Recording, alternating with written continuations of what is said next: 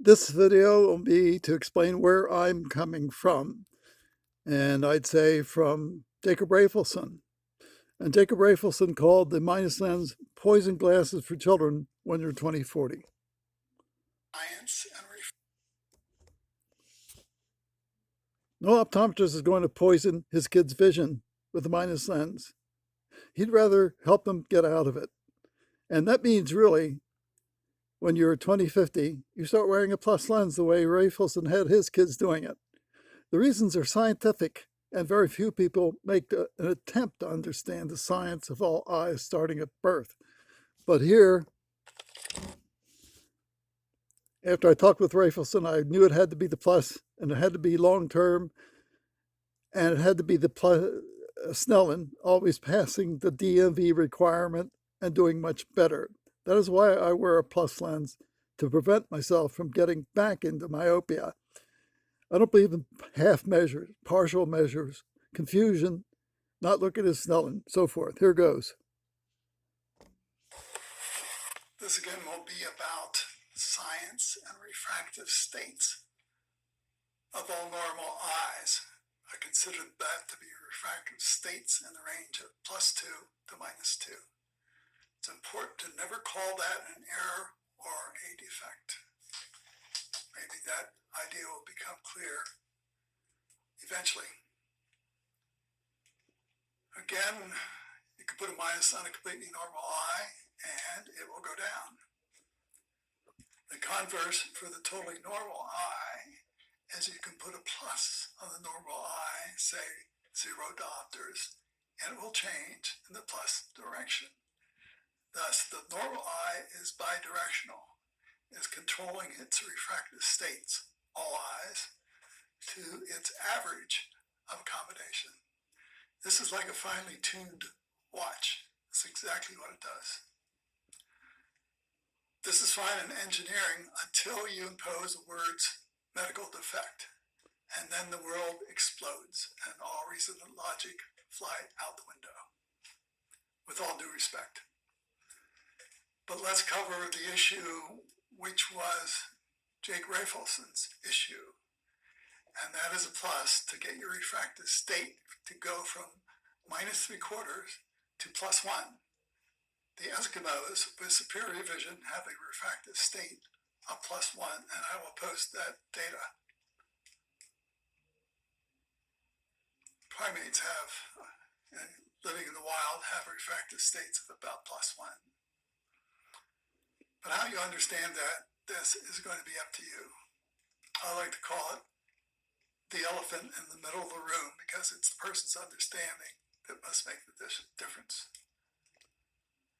I will also post remarks by Black, described in her video, where she describes how she managed to get her refractive state to change from about -3/4, which is nearsighted myopia, to +4. I'm sure that was not her intention, but that's what happens, and that's what just proves the point that the eye is dynamic. It doesn't prove defect or anything like that. It's proof of concept, proof by measurements. At this point, in order for a person to understand this, I would rather insist that the person explicitly measure his own refractive state as you see me doing it. This means you're putting all responsibility on the person himself. If he doesn't understand it or won't measure his own refractive state, he has no business in a scientific effort. We have proposed this for a 4-year college for students at -0.5 diopter, 2030, 2040. Because of Black's experience with the plus and her ability to use it, I suggest that type of prevention is possible for the person who has the science behind them and the resolve to do it. However, that person would go to 4 diopters when he saw self-measured +1 diopter, which is totally normal. He'd just stop wearing the plus lens. But that is not medicine, because you can't prescribe this. You absolutely can't do that. You can't even talk about prescribing it.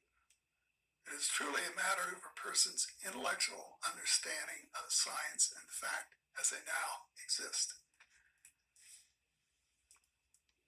This has been proposed, but it's been blocked for many reasons, as you probably understand why.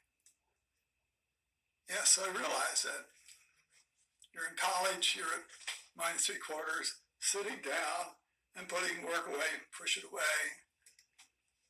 To get rid of the near environment is extremely difficult for most people to understand. But there really is no other practical way. This is a low-cost way to do it. I certainly wish I had the opportunity to do it. But it really does depend on a person's understanding of science and fact. Not as they existed 150 years ago, but as they exist today. And even I'll post Black's squareable remark about her using a plus. She complained of headaches, and when she complained, they gave her a minus, and then they gave her a plus, which she really liked, and she wore it. And so 16 years later, she's wearing a +4. Very educational. Look at the Eskimo data. I don't think you could ever do prevention as medicine or in any sense, in any way possible. But where the person will make the measurements himself, then prevention at 2030 would be possible. And you're after a positive refractive state. And what is a positive refractive state? It is when you're reading the 25 to 20 line, and you go, hold up a +1, and look at the 20 line, and you can still read it through a +1. That defines a positive refractive state of all normal eyes. So think for yourself. This is not easy. It's absolutely not medicine. It never will be medicine. But there's a heavy scientific basis for prevention at 2030. Thank you.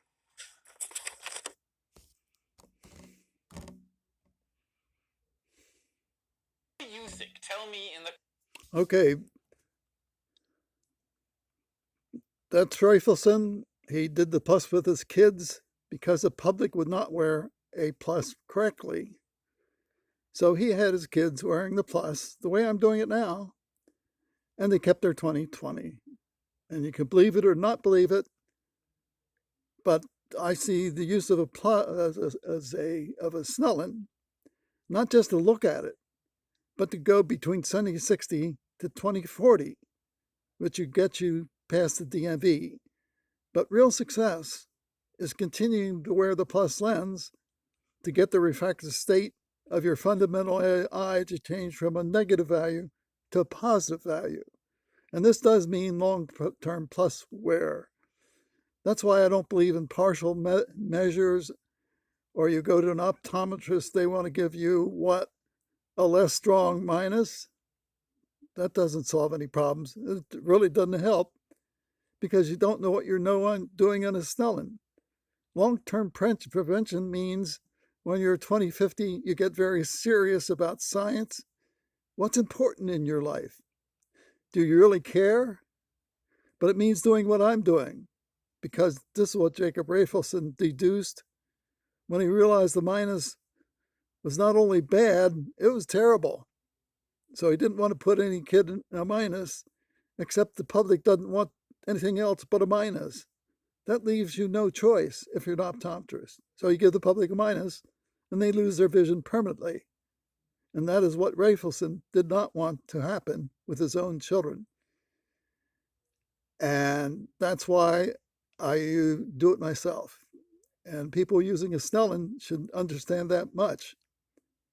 And that's why I have them also measured using test lenses or variable focus glasses to get full measurement control of their distant vision for life. Because they don't do it, they won't be able to get back out of it once they start wearing a minus lens, in my opinion. And thank you.